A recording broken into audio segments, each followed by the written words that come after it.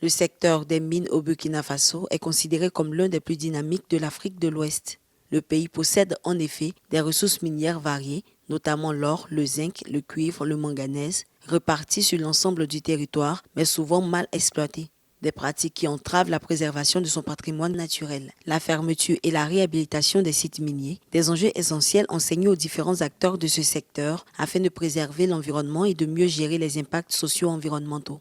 Au regard des enjeux de cette activité, j'engage donc tous les acteurs ici présents à une pleine participation aux travaux qui devraient permettre, à terme, d'examiner les défis actuels liés à la réhabilitation et à la fermeture des sites dans les secteurs miniers, de partager les meilleures pratiques nationales et internationales en matière de réhabilitation et de fermeture minière, de définir les grandes lignes directrices de réhabilitation et de fermeture des sites miniers au Burkina Faso. Le ministère de l'Énergie, des Mines et des Carrières entend examiner les défis liés à la réhabilitation et à la fermeture des sites miniers, partager les meilleures pratiques nationales et internationales et définir des lignes directrices en vue de lancer ces processus au Burkina Faso. On enregistre déjà le renforcement des contrôles sur les sites miniers et la fermeture de plusieurs activités sur les mines clandestines.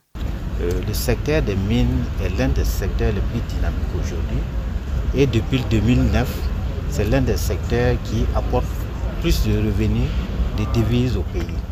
Donc compte tenu de l'importance de ce secteur, il était normal que nous puissions implémenter un suivi contrôle et également assurer une gestion dans toute sa transparence de l'industrie extractive.